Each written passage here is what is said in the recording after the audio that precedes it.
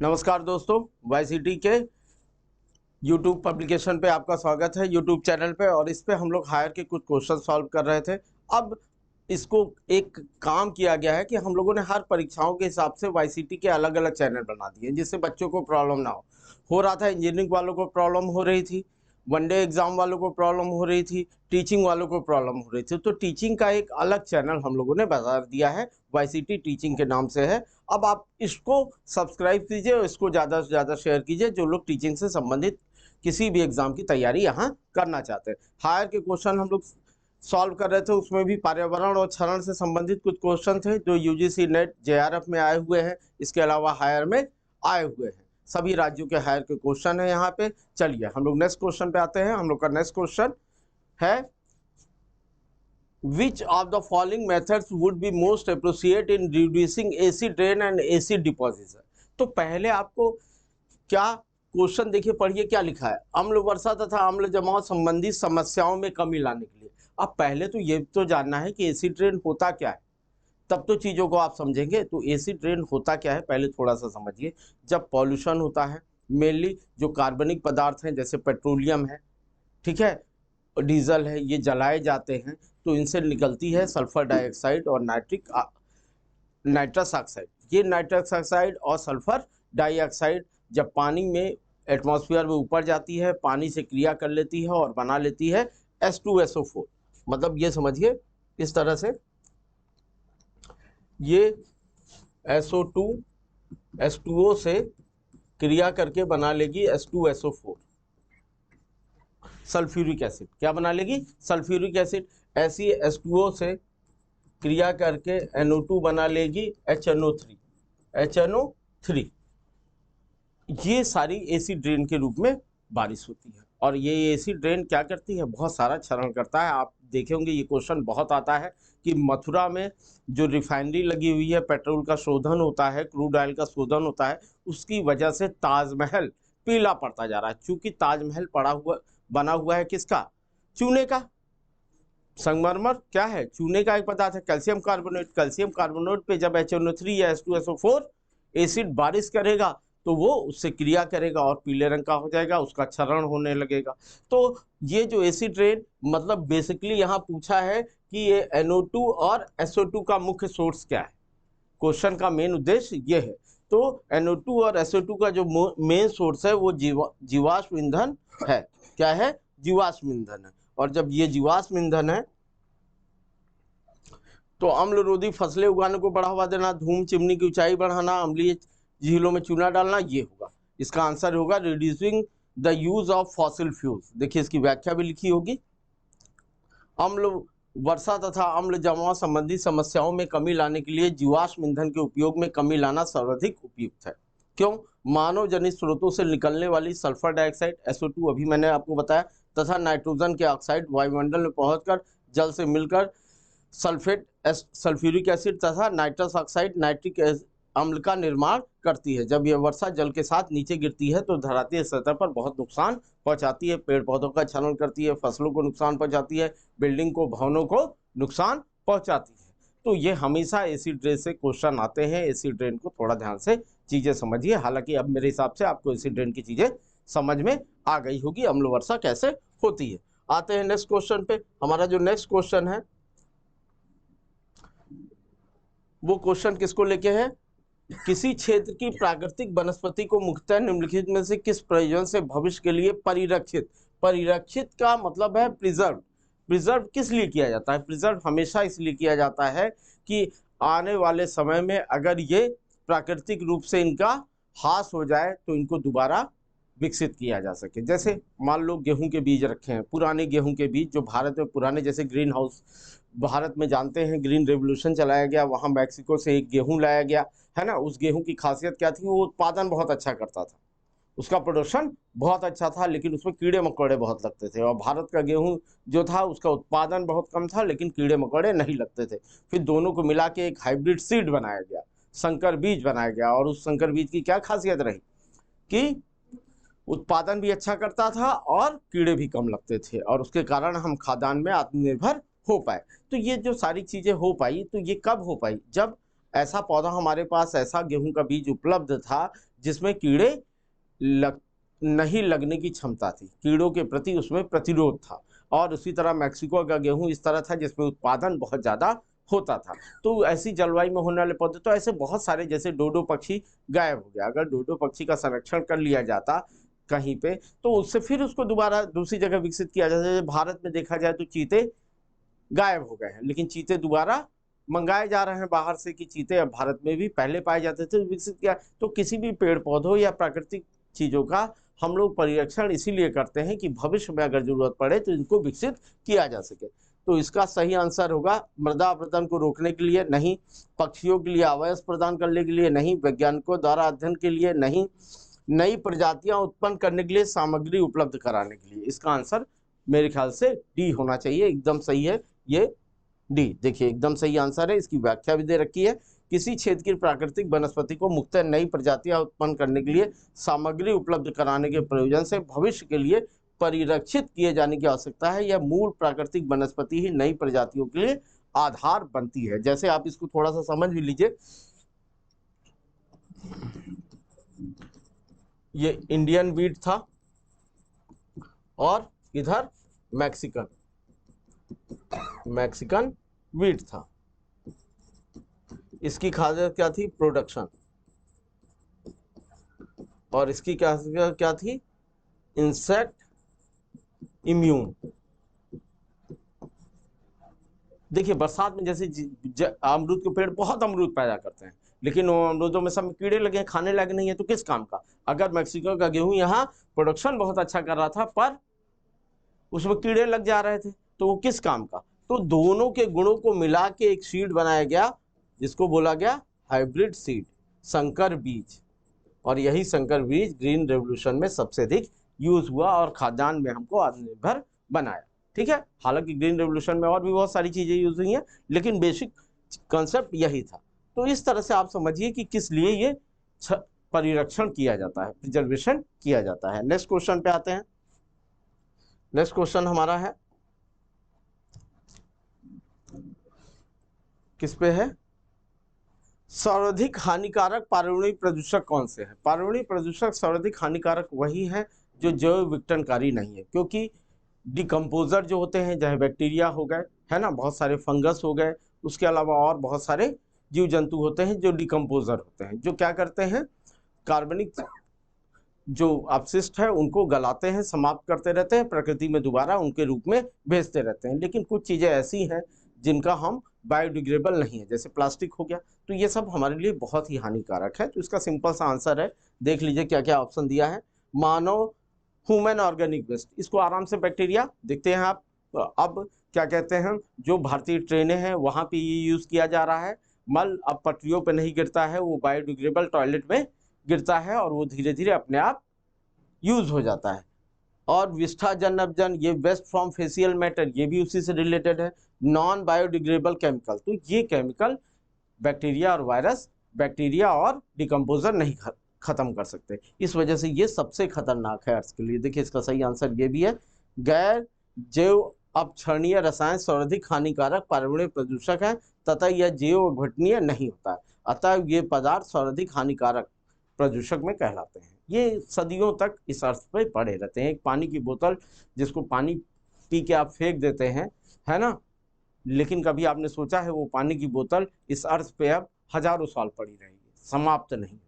सोचिए कितना बड़ा नुकसान पहुंचा रहे हैं। आने वाले 100 दिन में ये पूरी पृथ्वी और समुद्र केवल प्लास्टिक से ढक जाएगा, जो स्थिति हम लोगों ने बना रखी है। बात करते हैं नेक्स्ट क्वेश्चन पे। अपना घर हम लोग जिस हिसाब से उजाड़ रहे हैं, इसी वजह से आप देखेंगे कि हर एक एग्जाम में पर्यावरण से रिलेटेड क्वेश्चन आ रहा है, लोगों को जागरूक किया जा रहा है। पर्यावरण हर जगह पढ़ाया जा रहा है, साइंस में भी पढ़ाया जा रहा है, आर्ट में भी पढ़ाया जा रहा है। इसी वजह से लोगों को जागरूक किया जा रहा है, क्योंकि लोग जागरूक हों और समझे चीजों को कि पर्यावरण को नुकसान पहुंचाने से अंतोगत्वा उन्हीं को नुकसान होना। ठीक है, नेक्स्ट क्वेश्चन है, ध्वनि प्रदूषण विनिमय और नियंत्रण नियम 2000 के अनुसार रात्रि में, देखिए रात्रि में शैक्षणिक संस्थानों के लिए निर्धारित ध्वनिक मानक क्या है? ये तो डाटा है, ये डाटा मैं आपको बता दूं, करीब होगा 55 डीसी 45 डेसिबल। कितना होगा? 45 40। अच्छा, ये घरों के लिए है, 45 घरों के लिए है और 40 शैक्षणिक संस्थानों के लिए है। ये देखिए व्याख्या, और इसमें ये ये आपको रटना पड़ेगा, ये देखिए रटना पड़ेगा, इसको लिख लीजिए आप। ये देखिए औद्योगिक क्षेत्र में दिन में 75 चाहिए, रात्रि में 70 चाहिए। वाणिज्यिक क्षेत्र में 65 चाहिए दिन में, और रात्रि में 55 डेसिबल। आवासीय क्षेत्र में देखिए 55 45 है, 45 किसमें है, आवासीय क्षेत्र में। मैंने आवासीय क्षेत्र समझ लिया था, वो क्या है, शिक्षण संस्थान दिया है क्वेश्चन में, तो शिक्षण संस्थान में 40 चाहिए, शांत जोन या शिक्षण संस्थान। डेसिबल क्या है, ये नापने की इकाई है, ध्वनि का प्रदूषण नापने की इकाई है डेसिबल। हालांकि डेसिबल नहीं, नापने की इकाई बेल होती है, उसको जब 10 सेंटीमीटर में बदल देते हैं तो डेसिबल बोलते हैं, जब 10 से डिवाइड कर देते हैं। नॉर्मल इकाई यूनिट क्या है, आईएसआई यूनिट की अगर बात करें तो उसकी इकाई बेल होती है, ठीक है, ध्वनि की। तो इसमें हमेशा ध्यान रखिए, आवासीय क्षेत्र में दिन में 55, पता है, ये डाटा रख लीजिए, इस तरह क्वेश्चन बहुत आते हैं, ये रटने वाला डाटा है, ठीक है ना।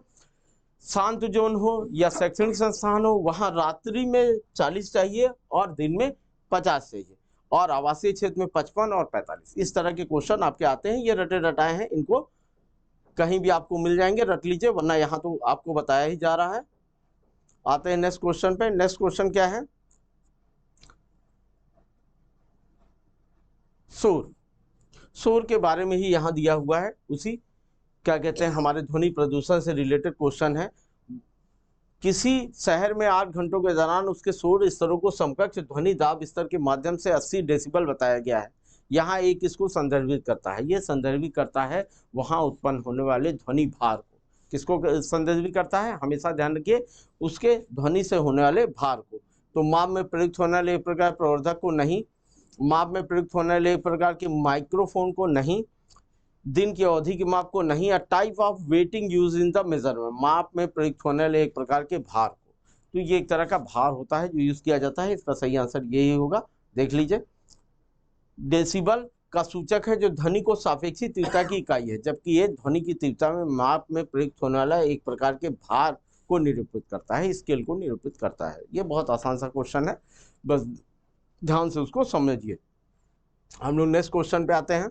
नेक्स्ट क्वेश्चन देखिए, थोड़ा सा ध्यान दीजिए। देखिए ये सब क्वेश्चन यूजीसी जेआरएफ में आए हैं 2020 25 सितंबर सिर्फ फर्स्ट में, तो यहाँ वैसे ही क्वेश्चन दिए गए हैं जो एग्जाम में आ रहे हैं। आप ये मत सोचिए बना के दिए गए हैं, ये एग्जाम में आए हुए हैं, डेट समेत किस दिन आए हुए हैं, किस पेपर में आए हुए हैं, आप इनको देख सकते हैं। इस बुक की यही खासियत है, इसमें व्याख्या भी की गई है और क्वेश्चन भी सटीक है, और कहीं कहीं आयोग ने जो आंसर माने हैं उन आयोगों को संशोधित करते हुए उसका कारण भी बताया गया है ना। इसलिए आप इस बुक को ज़्यादा से ज़्यादा ई बुक के रूप में पढ़िए अगर आपको सफल होना है एग्जाम में, या ऑनलाइन आप बुक को मंगा सकते हैं, ठीक है, ये सारी चीज़ें आप कर सकते हैं। वैसे ये जो टीचिंग वाला ऐप अलग हुआ है, इसको थोड़ा सा सब्सक्राइब कर दीजिए, अधिक से अधिक लोगों को बता दीजिए। नॉर्मल वाईसीटी पे अब ये नहीं है, वाईसीटी टीचिंग ऐप पे है, ठीक है। नेक्स्ट क्वेश्चन आते हैं। नेक्स्ट क्वेश्चन है हमारा, भारत में आवासीय क्षेत्रों के लिए दिन में, देखिए अभी बात हो रही थी दिन में और रात में, अगर आपने उसको याद किया होगा तो बताइए कितना था, 75 डेसिबल, 65 डेसिबल, 55 डेसिबल या 50 डेसिबल। तो दिन में पूछा है कि रात में पूछा है, ये ध्यान रखिए, किस क्षेत्र के लिए पूछा है ये ध्यान रखिए। तो यहाँ देखिए आवासीय क्षेत्र के लिए अगर रात होती तो ये हो जाता 45, और दिन है तो कितना है 55। इसी तरह अगर शांत जोन या शैक्षणिक संस्थान पूछा होता तो वो 50 होता, दिन में 40। देखिए यहाँ उल्टा कर दिया, यहाँ दिन में पूछ लिया, वहाँ रात में पूछा था, वहाँ पे शैक्षणिक संस्थान पूछा था, यहाँ आवासीय क्षेत्र पूछा है। तो ये चीज ध्यान रखिए, क्वेश्चन इस तरह से आपको उलझाते हैं और आसान से क्वेश्चन आप गलत कराते हैं। आते हैं हम लोग नेक्स्ट क्वेश्चन पे। नेक्स्ट क्वेश्चन जो हमारा है वो है, ये भी आया हुआ क्वेश्चन होगा, और ये 2019 में आया हुआ नेट में क्वेश्चन है, और इसमें विकल्प दिए हैं। और क्या है, ध्वनि प्रदूषण के परिणाम, ध्वनि प्रदूषण साउंड जो पॉल्यूशन है इससे क्या क्या नुकसान होता है। तो इनके नुकसान आपको सबके, जैसे वायु प्रदूषण से होने वाले नुकसान, ध्वनि मृदा प्रदूषण से होने वाले नुकसान, ध्वनि प्रदूषण से होने वाले नुकसान, जब आपको याद रहेंगे तो आप ऑप्शन देखेंगे अपने आप मार देंगे। यहाँ पे ऑप्शन दिए ही नहीं है, और जब ऑप्शन नहीं दिए हैं तो इसकी व्याख्या हम देखते हैं। अब इसमें कोई भी आंसर हो सकता है, चूंकि ऑप्शन दिए ही नहीं है तो उसकी व्याख्या में आपको समझ में आ जाएगा, ये वाला है, बी है। अब क्या है इसमें पता नहीं, देख लीजिए क्या क्या है। ध्वनि प्रदूषण के परिणाम रूप अनिद्रा, ठीक है, एकदम सही है। वाक रूपता, बीपी बढ़ जाता है, श्रवण क्षमता में बदलाव होता है, चिड़चिड़ापन, उत्तेजना इत्यादि बीमारी हो सकती है। तो इसमें ऑप्शन दिया नहीं है, यही सब ऑप्शन दिए रहे होंगे, तो बी सी डी इसका सही आंसर होगा। ठीक है, ये बुक में दिया गया होगा, यहाँ पे टाइप होते समय हो सकता है ना हो, तो इन चीजों को आप थोड़ा सा देख लीजिएगा। आते हैं हम लोग नेक्स्ट क्वेश्चन पे। नेक्स्ट क्वेश्चन हमारा है, किस पे है, निम्नलिखित तत्वों में से कौन सा तत्व गंदे नालों के सूखे कीचड़ में विशेष रूप से सर्वाधिक मात्रा में पाया जाता है। देखिए, इस क्वेश्चन को आप पढ़ते ही सबसे पहले एक चीज हमेशा जान लीजिए, सबसे ज्यादा तलहटी में जाके बैठता है कैल्शियम, सबसे ज्यादा तलहटी में जाके बैठता है कैल्शियम। तो इसका मैंने ऑप्शन नहीं देखा, लेकिन आपको बता दे रहा हूं कि हमेशा आंसर क्या होता है इस तरह के क्वेश्चनों का, कैल्शियम। देखिए होगा कहीं कुल नाइट्रोजन, कुल सल्फर, कुल कैल्शियम, तो इसका सही आंसर कैल्शियम होगा। हमेशा याद रखिए, तलछटी में अगर गंदे नाले हैं या इस तरह की चीजें हैं, अगर उसमें सबसे अधिक मात्रा किसकी रहती है तो वो कैल्शियम की रहती है हमेशा। हालांकि ये भी जान लीजिए, मिनरल्स में कैल्शियम हमारे शरीर के लिए बहुत आवश्यक है, और हमारे शरीर में भी मिनरल में भी सबसे अधिक किस मिनरल की आवश्यकता होती है, कैल्शियम की, क्योंकि हमारी बोन्स के लिए सबसे ज्यादा जरूरी कैल्शियम है। तो इसका सिंपल सा आंसर है। देखिए, ये बहुत आसान क्वेश्चन है, 2020 में जेआरएफ में आया हुआ था, तो ऐसे बहुत सारे आसान क्वेश्चन भी आपको मिलेंगे। आते हैं नेक्स्ट क्वेश्चन पे। नेक्स्ट क्वेश्चन जो हमारा है वो रिलेटेड है औद्योगिक शहरी क्षेत्रों से प्राप्त होने वाले कम खतरनाक ठोस अपशिष्ट के निम्नलिखित निस्तारण अनुक्रमों में अनुक्रम है। तो जो निस्तारण किया जाता है वो भी कम खतरनाक ठोस अपशिष्ट पदार्थों का, वो कई तरह से किया जाता है। निस्तारण के बहुत सारे डिकम्पोजिंग के तरीके हैं। अब इसमें कौन सा डिकम्पोजिंग का तरीका क्रम से अपनाया जाएगा। देखिए, पुनः प्रयोग वाला भारत के लिए सबसे कम यूज होता है इस समय। अगर बात करें तो भारत में रिसाइकलिंग बहुत कम होती है, ठीक है, तो पुनः प्रयोग सबसे लास्ट में होगा, ये एकदम सही है। और भूमि भराव, भस्मीकरण, अव्यवस्थित रूप से डंपिंग, भूमि भराव, भस्मीकरण, भस्मीकरण मतलब जला देना, भूमि मतलब गड्ढों को भर देना, डंपिंग खाली भरे हुए गड्ढों में डाल देना, उसके ऊपर मिट्टी डाल देना, अव्यवस्थित रूप से डंपिंग। तो मेरे ख्याल से ये आंसर इसका भारत के हिसाब से सही है। औद्योगिक क्षेत्र देखिए एकदम सही है भारत के हिसाब से, ठीक है, लेकिन बहुत सारे देश हैं, स्वीडन है, डेनमार्क है, वहां पे पुनः प्रयोग रिसाइकलिंग सबसे ज्यादा चल रही है, पुनः प्रयोग सबसे ज्यादा चल रही है। तो वांछनीयता के क्रम में ठोस अपशिष्ट भारत के लिए ये चीजें यूज होती हैं। दिल्ली उल्ली में है, खाद उद बनाने कारखाने डाले गए हैं, जैविक खाद उद बनती है, लेकिन इतनी मात्रा में नहीं बन पाती जितना ठोस अपशिष्ट निकलता है। क्योंकि अगर बात करें तो 40 से 50% ठोस अपशिष्ट भारत में निकाले जाते हैं, है ना। हर एक शहर की ये स्थिति है, तो इतना यूज रिसाइकलिंग हो नहीं पाती है, ना कुछ हो पाता है, सारा का सारा ऐसी पड़ा रहता है। नेक्स्ट क्वेश्चन पे आते हैं। नेक्स्ट क्वेश्चन हमारा जो है, शुद्ध जल प्रणालियों में ऑक्सीजन की मांग करने वाले अपशिष्ट के मुख्य स्रोत कौन कौन से हैं। देखिए, ये क्वेश्चन यूजीसी में आया हुआ क्वेश्चन है। तो इसमें कृषि अपशिष्ट, खाद्य प्रसंस्करण, अयस्क खनन, मल जल बहिष्कार। तो भारत में सबसे अधिक या कहीं भी नदियों को नुकसान पहुंचाने वाला, है ना, जितने अविकसित या विकासशील देश है वहां सबसे बड़ी समस्या इसी की है, किसकी, मल जलित बहिस्राव, है ना, ये सबसे है। फिर कृषि अपशिष्ट और ये सब चीजें तो बाद में आती है। मुख्य स्रोत कौन कौन से हैं, खाद्य प्रसंस्करण, अयस्क खनन तो हो नहीं सकता, 87 का A B D होना चाहिए। क्या होना चाहिए, A B D होना चाहिए, ठीक है, ये सही आंसर है। देखिए, शुद्ध जल प्रणालियों में ऑक्सीजन की मांग, BOD की मांग जो होती है वो क्या करती है, जब जैविक पदार्थ जितना अधिक पानी में पड़ेंगे वो उतनी ज्यादा ऑक्सीजन यूज कर लेंगे, और उस ऑक्सीजन जब यूज कर लेंगे तो पानी में ऑक्सीजन की कमी हो जाएगी। पानी में जब ऑक्सीजन की कमी हो जाएगी तो पानी में रहने वाले जीव जंतु परेशान हो जाएंगे, मर जाएंगे, उनकी संख्या कम हो जाएगी। तो रसायन पड़ने से तो ऑक्सीजन इतना ज्यादा यूज होगा नहीं, इन्हीं सब चीजों से होता है। तो इस वजह से ऑक्सीजन मांग कहा जाता है। पानी में BOD की मात्रा प्रदूषण के स्तर का सूचक होती है। तो ये केवल किससे होगा, बायोडिग्रेडेबल चीजों से। तो बायोडिग्रेडेबल जैसे कृषि है ना, खाद्य प्रसंस्करण है, तो मल जल बहिष्कार है। तो इसका सही आंसर एकदम सही है। आते हैं नेक्स्ट क्वेश्चन पे। नेक्स्ट क्वेश्चन जो हमारा है क्वेश्चन नंबर 88, निम्नलिखित में से उन पार्वणी मुद्दों की पहचान कीजिए जो स्थानीय प्रकृति के हैं।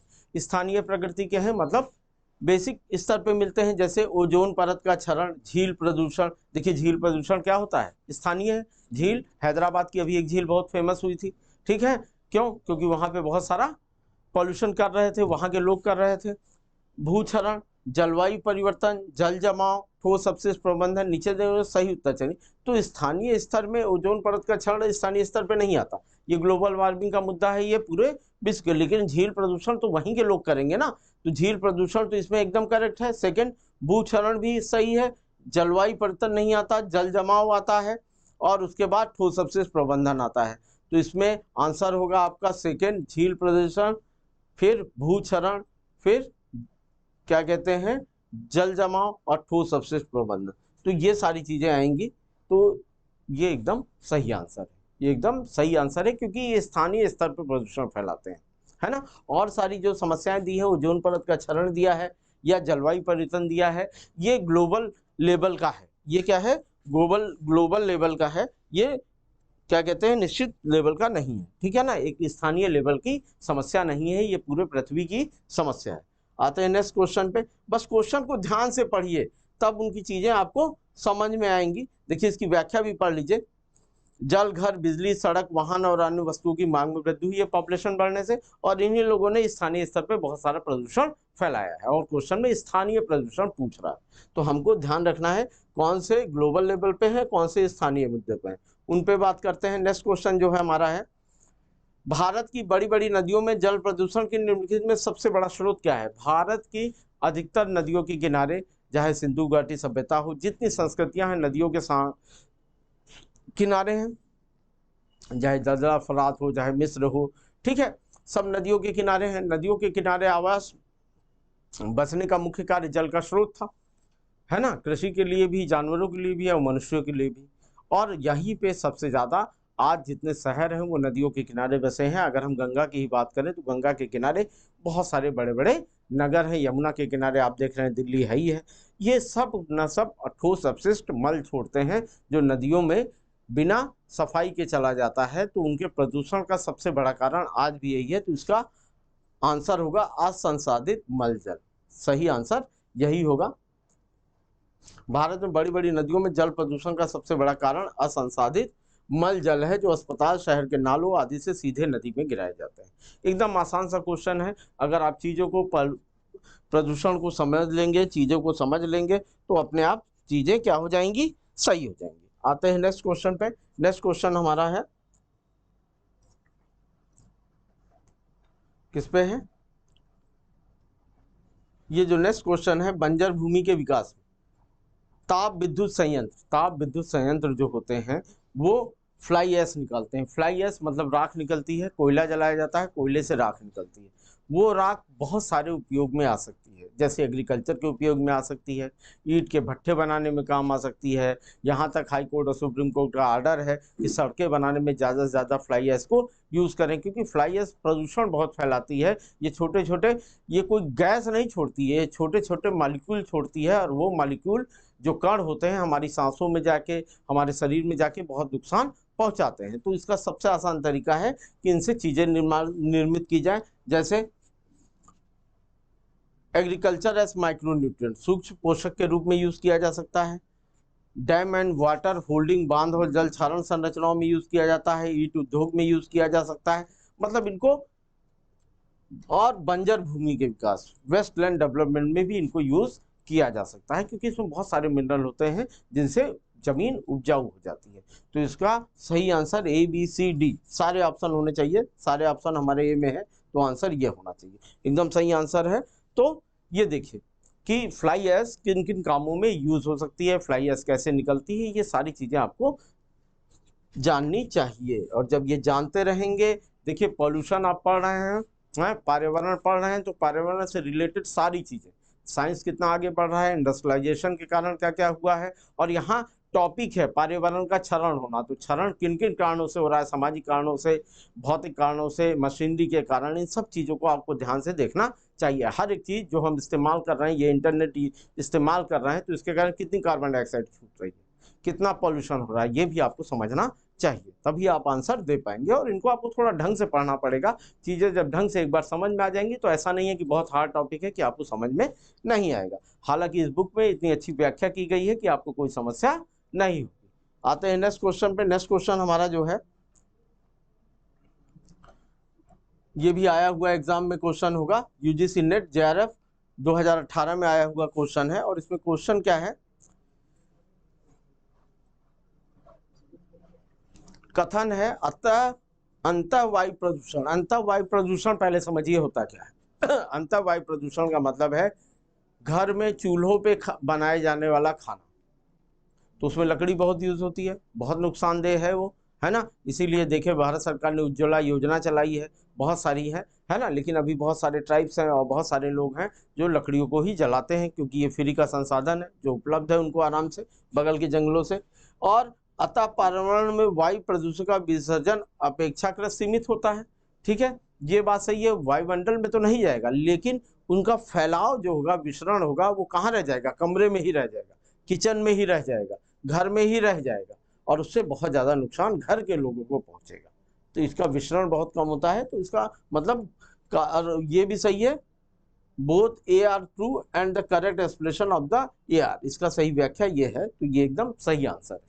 पहले आप चीजों को समझिए, है ना। इसको जैसे यहाँ इंडोर एयर पॉल्यूशन, तो इंडोर एयर पॉल्यूशन का मतलब जब आप समझ जाएंगे तो अपने आप इन क्वेश्चनों को आराम से कर लेंगे। आते हैं नेक्स्ट क्वेश्चन पे। नेक्स्ट क्वेश्चन हमारा जो है वो किससे रिलेटेड है, ताजा जलाशयों में जैविक प्रदूषकों का प्राथमिक स्रोत क्या है। ताजा जलाशय जो है उनमें जैविक प्रदूषकों का नगरीय क्षेत्र से प्रवाह, कृषि फार्मों से प्रवाह, मलजल का बहिष्कार, औद्योगिक जल का बहिष्कार। तो अब इसमें आप खुद ही बताइए ये कितना आसान क्वेश्चन है और कैसे। अभी मैंने इस पे बहुत सारी बताई कि ताजा जल के स्रोत जो हैं वो नदियां हैं और ये हैं, और ये सब शहर के किनारे बसे हुए हैं। और यहाँ मुख्य जो प्रदूषक है वो क्या है, मलजल का बहिष्कार। क्या है, मलजल का बहिष्कार। एकदम आसान सा क्वेश्चन है। बस क्वेश्चन को, ये क्वेश्चन देखिए 2-3 बार रिपीट हो चुका है, लेकिन उसको लिखने का ढंग बदल देते हैं जिससे आप कंफ्यूज हो जाते हैं। देखिए 2018 में है, 2014 में है, 18 में भी आया था, 21 में भी ये क्वेश्चन आया था। तो क्वेश्चन को थोड़ा बस लिखने का उन्होंने ढंग बदल दिया है, क्वेश्चन एक ही बार बार आपसे पूछ रहे हैं। ठीक है, आते हैं नेक्स्ट क्वेश्चन पे। नेक्स्ट क्वेश्चन जो हमारा है ये भी परमाणु कचरे को डंप करने के लिए लिक्विड कौन सर्वाधिक उपयुक्त है। देखिए ये परमाणु रेडियो एक्टिव जो पॉल्यूशन है ये बहुत खतरनाक होता है, ये पीढ़ियों तक चलता है, ये म्यूटेशन ला देता है, उत्परिवर्तन ला देता है, कई प्रकार के कैंसर उत्पन्न करता है, उसके अलावा विकृति ला देता है। अभी तक हिरोशिमा और नागासाकी पे गिरे हुए परमाणु बम का असर अभी तक है। अभी तक क्या कहते हैं, रेडियो एक्टिव के कारण बहुत सारे बच्चे अपंग पैदा होते हैं और बहुत सारी चीज़ें होती हैं। तो इसके लिए लवण खान, मरुस्थल, बहुत सारी चीज़ें हैं, लेकिन जो जो भी दिया है उनको आप देखेंगे तो क्या है, कहीं ना कहीं ये सब जगह इस्तेमाल हो रही है। ठीक है ना, प्रदूषण तो फैलेगा ही, आज नहीं फैलेगा। अभी के लिए सबसे ज़्यादा सही रहेगा कि उनको मरुस्थल में दफना देंगे, तब भी समस्या आएगी। हवा चली, वन तो नो डाउट पूरे वन खराब हो जाएंगे, समुद्र, पूरे जीव जंतु हो जाएंगे। सबसे अधिक जीव जंतु या बायोस्फीयर सबसे कम जगह जो होता है वो लवण खान में पाया जाता है। तो इसका सही आंसर होना चाहिए लवण खान। क्या होना चाहिए, लवण खान। देखिए सही आंसर ये है। तो परमाणु कचरे को डंप करने के लिए लवण खान सर्वाधिक उपयुक्त स्थान है। इस प्रक्रिया के अंतर्गत लवण खान में परमाणु कचरे को दबा देते हैं तथा ऊपर से उसे मिट्टी से ढक देते हैं, जिससे वो वातावरण को प्रदूषित न कर सके। बस यही है, लेकिन तत्काल नहीं कर पाएगा, बस यही है। लेकिन भविष्य में नहीं करेगा इसकी कोई गारंटी नहीं है, क्योंकि रेडियोएक्टिव तत्वों की अर्धायु बहुत लंबी होती है, 6-6 हजार वर्ष है, कई की 10-10 हजार वर्ष है। तो आप कब तक वो जमीन हटेगी और ये नुकसान पहुंचाएगा। लेकिन तत्कालीन रूप से सबसे आसान तरीका जो है वो इन्होंने बता दिया है। आते हैं नेक्स्ट क्वेश्चन पे। नेक्स्ट क्वेश्चन जो हमारा है ये भी देखिए 2005 में आया हुआ क्वेश्चन है यूजीसी नेट में। बिटुमेन, बिटुमेन जो है वो हमेशा क्या होता है, डामर होता है, जो किससे प्राप्त किया जाता है, अशोधित तेल से, जो क्रूड ऑयल होता है उससे प्राप्त किया जाता है। इसमें कोयले की मात्रा बहुत ज़्यादा, मतलब कार्बन की मात्रा बहुत ज़्यादा होती है। अच्छा, डामर जिसे बोल रहे हैं वो है। तो ये हमेशा ध्यान रखिए किससे, अशोधित क्रूड ऑयल, ठीक है, क्रूड ऑयल से है। क्रूड ऑयल को जब शोधित किया जाता है तो सबसे पहले अच्छा सा पेट्रोल मिलता है ना, फिर क्या कहते हैं डीजल मिलता है, फिर केरोसिन ऑयल मिलता है, फिर पेट्रोलियम जेली समझ लीजिए मिलता है, मोबिल ऑयल मिलता है, और लास्ट में जो बचता है वो ये है। इसमें कार्बन की मात्रा बहुत अच्छी होती है, इसकी ज्वलन क्षमता भी बहुत अच्छी होती है ना। ये सड़क बनाने में काम आता है, जलाने में काम आता है। तो ये अशोधित तेल से, तो ये आंसर सही होना चाहिए, भूमिगत खानों से। अच्छा, बिटुमेन, बिटुमेन, अच्छा बिटुमेन दे रखा है, मैंने डामर समझा। तो बिटुमेन है, तो बिटुमेन कोलतार है। कोलतार का मतलब एक तेल आधारित पदार्थ है। क्या है? तेल आधारित पदार्थ है। यह शोधन प्रक्रिया के दौरान भारी कच्चे तेलों से प्राप्त होता है। तो देखिए इन्होंने आंसर यहाँ गलत दे रखा है, आंसर मैंने सही लगाया था, ठीक है ना। तो ये अशोधित तेल से ही होगा, है ना। और इसमें जब आप ऐप में सॉल्व करेंगे तो आंसर गलत है, लेकिन व्याख्या देखेंगे तो आप सही हो जाएगा। ये तो देखिए ऑपरेटर की गलती है, वो टाइप करते समय आंसर गलत दे सकता है। मैंने आपको आंसर सही बताया और व्याख्या भी आपको सही आंसर बता रही है। तो इसका सही आंसर अशोधित तेल से होगा, ठीक है। अगला नेक्स्ट क्वेश्चन पे आते हैं। नेक्स्ट क्वेश्चन जो हमारा है, निम्नलिखित अस्पताल अवशिष्ट के विशेष प्रकार में कौन से सही नहीं।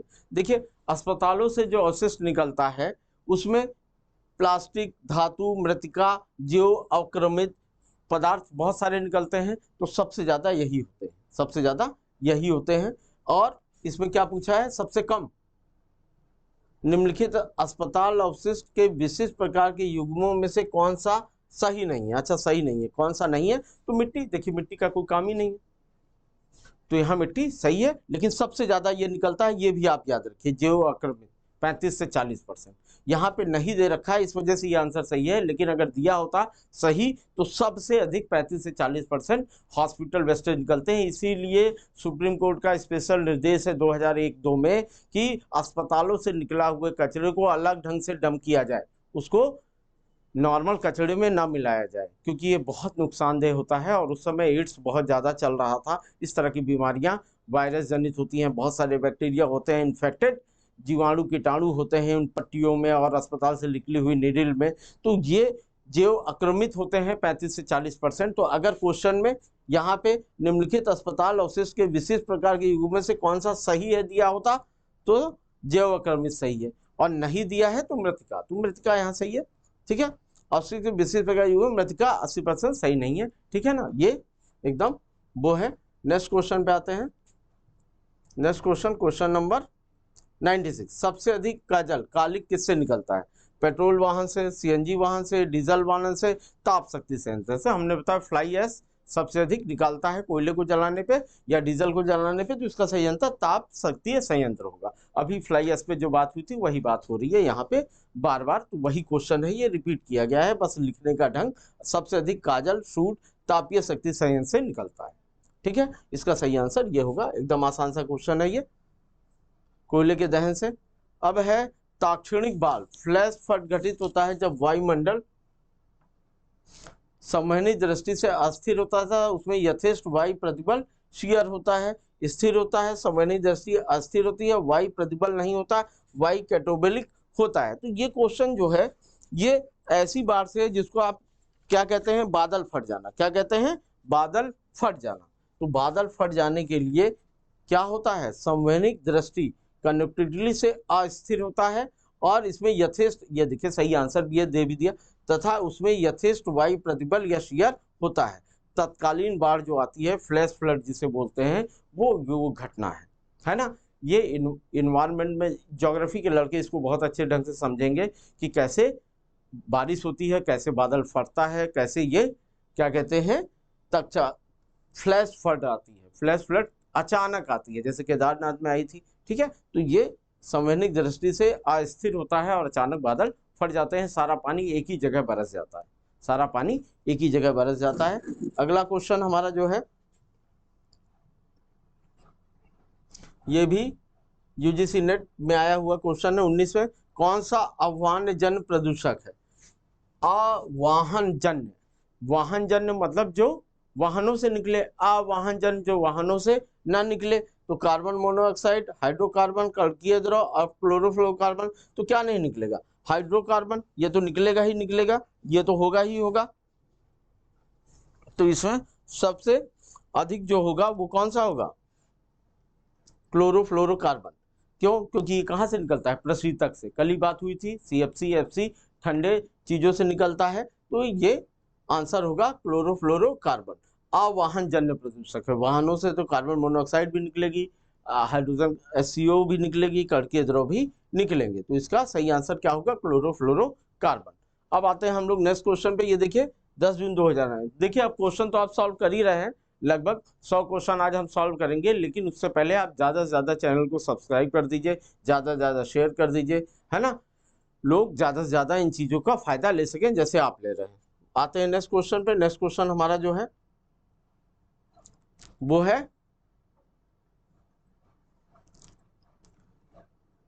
ये है कण PM 2.5 कण। ये प्रदूषण फैलाने वाले कण हैं जो शरीर को नुकसान पहुंचाते हैं, जो शरीर को नुकसान पहुंचाते हैं। और इसमें क्या कहते हैं, गुणवत्ता के हिसाब से इसमें बताना ही कि कौन सा कण कितना नुकसान पहुंचाता है।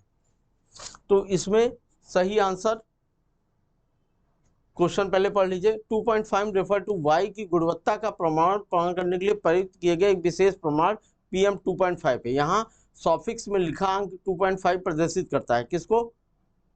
1 सेंटीमीटर से 3 हवा में उपस्थित औसत अदृश्य कण को। ये भी सही होना चाहिए। Size of suspended particle in the certain unit, ये निश्चित इकाई में अदृश्य कण। देखिए यही होता है जो आंखों से दिखाई नहीं देते हैं, लेकिन ये धूल में मिले रहते हैं और ये कण बहुत नुकसान पहुंचाते हैं। इनकी व्याख्या देखेंगे तो आपको समझ में आ जाएगा।